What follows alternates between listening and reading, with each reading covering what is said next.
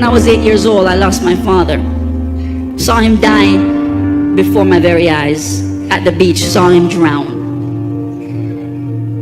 At 8 years old, I was, building sandcastles in the sand on the shore. And all of a sudden, I heard my father cry out and saw his hand go up 3 times and didn't come up a 4th time. Couldn't even find his body the same day. And that has been a thorn in my life, a painful experience. And I remember in high school, I asked God, why I was resentful towards God. I was angry because this pain was unfair.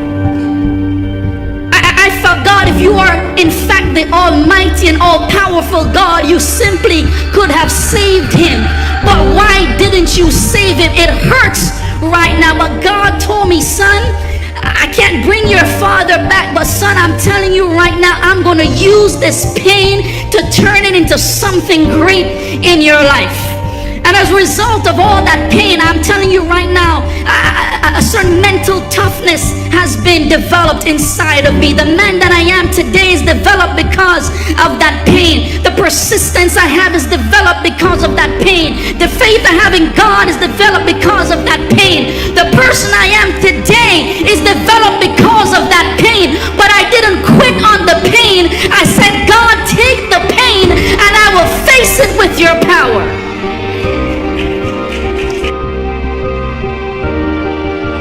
Some of you have been through things in life that was not fair. It wasn't right. We want to know, how did this happen to me? How could he leave me? What did I ever do to deserve this kind of treatment? I thought we were family. I thought we were brothers. I thought you were for me and I was for you. I thought if one of us won, we would all win. Why would they do this to me? Why would you walk out on me? Why are you cheating on me? I've been the best thing that ever happened to you. Why would you hurt me like this? I've been way too good to you. Pain is not always a bad thing. Pain can be a good thing because pain lets us know that if we can make it through the pain, then there is going to be a process of growth and refinement that is going to happen inside of us if we did not go through that pain. Pain sometimes is a good thing for a believer. Pain sometimes is a good thing for a worshiper, because when you go through pain, this is what you need to tell folks and just be real honest. Say, yes, my name is pain.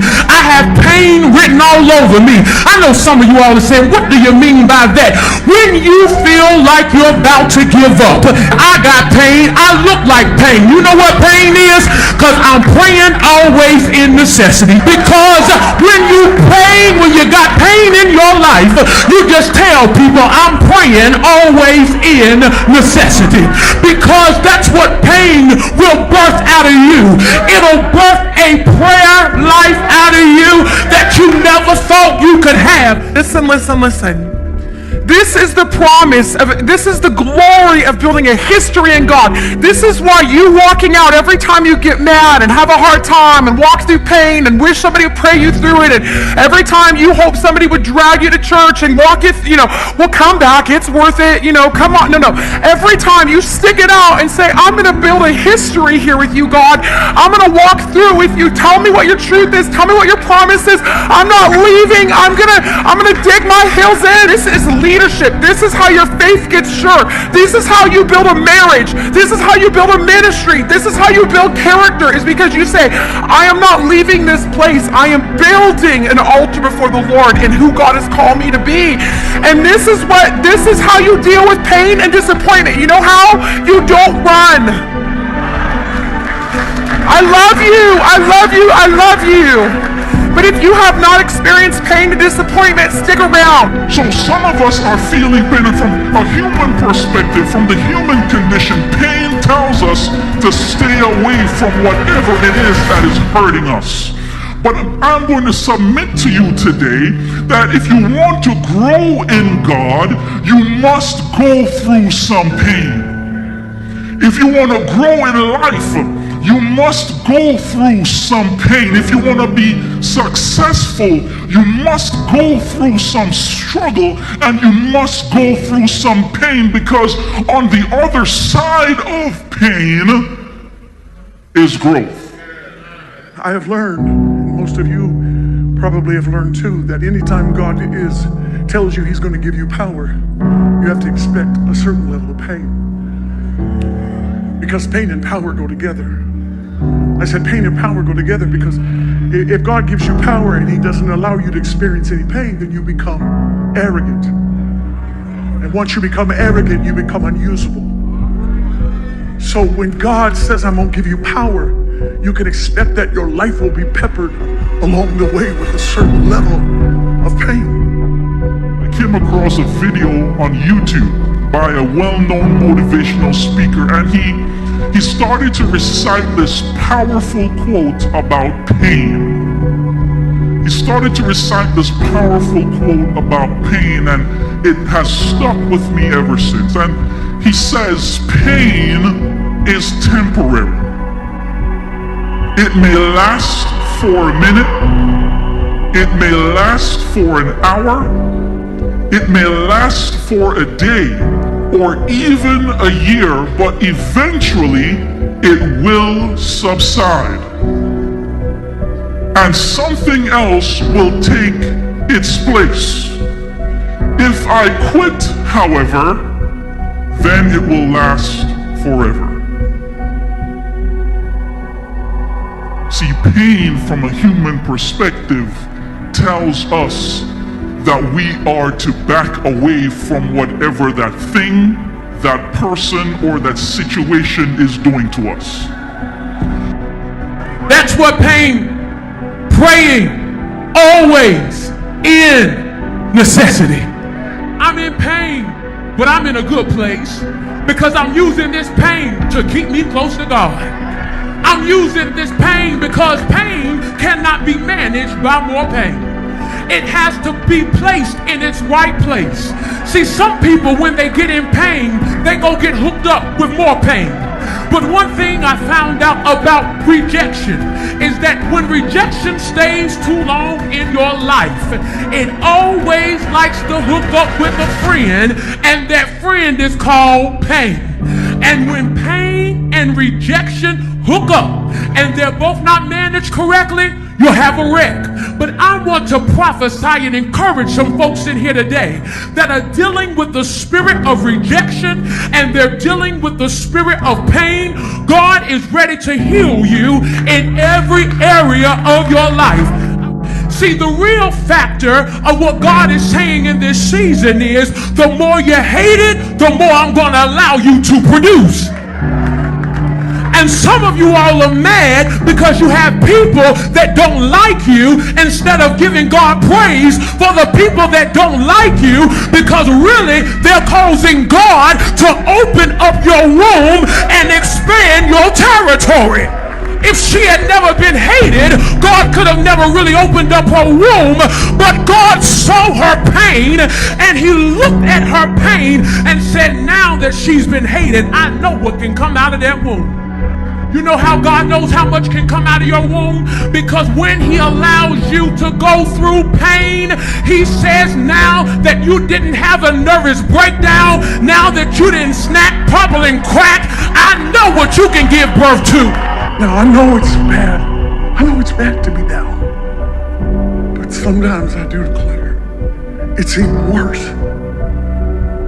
to be down, get the smell of hope, and not be able to apprehend what you thought you was going to be able to grab hold of to pull yourself out.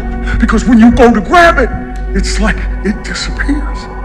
It's what the Bible says, hope deferred makes the heart sick. I'm going to tell you, I'm going to be honest. There is a place that you can come to when you get sick of hope.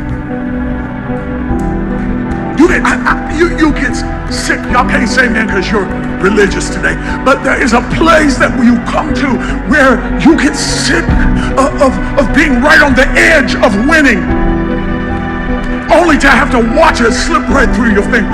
There's a place where you just get sick of having to hope again and trust again. That's why Sarah, when God came to her tent, she didn't even want to come out because she didn't want to hear another word about descendants. How are we going to have all of these descendants, Abraham, when we don't even have one child? I don't want to hear what God has to say about it anymore because I've settled the issue. And if I hope again, I got to believe again, and I got to expect again. And I just really am tired of going through that whole cycle. I'm sick of dreaming. I'm sick of encouraging myself. You tell me to encourage myself. I'm tired of encouraging myself. I'm tired of reaching. I'm tired of believing that better days are ahead. I'm sick of it. I'm sick of trying to put one foot in front of the other. I'm sick of talking to myself. I'm sick of motivating myself to try to hold on until a breakthrough comes. Sometimes I just think it would be better to give up and move on. Unexpected tragedy that's stricken. Because maybe after a little bit, I could I adjust my mind and I could get used to not having it. What can we do? I could get used to being alone. I could get used to being all by myself. Has any pain ever birthed a prayer life out of you? Sometimes your rejection can point you in the right direction. But it's not until you allow that rejection to put you in a place of the right direction. And if you're not careful, when you find yourself going through stuff like this, you will mistake the process for the purpose. And you will misalign, y'all better hear me, you will misalign yourself with the process and start believing crazy things like, I guess it's not supposed to be any better for me. I guess I'm not supposed to have it any better than I got it. I'm meant to be rejected. I am meant to live my life segregated. I am meant to never be happy. I'm meant to never be married. I am supposed to live my life like this the rest of my life. So even you're so into the process that even if God gives you a way out of it, you're inclined to stay where you are because where you are feels normal. Your cycle of pain feels normal. I don't know what kind of pain you're dealing with in your life. I don't know what it is, but I'm here to let you know this morning that the pain you have in your life isn't good. But it also is not bad because through your pain, God has a word for you this morning. Regardless of what your pain is, maybe you have a nagging spouse in your life. That is a nagging pain. Maybe you have a financial burden that you have been carrying for so many years and it's a constant thorn in your side. Maybe your kids aren't coming to church and you're constantly praying for them. Maybe you got a diagnosis from the doctor that says it's malignant. Whatever it is, I'm here to let you know that God has a word for you through your pain.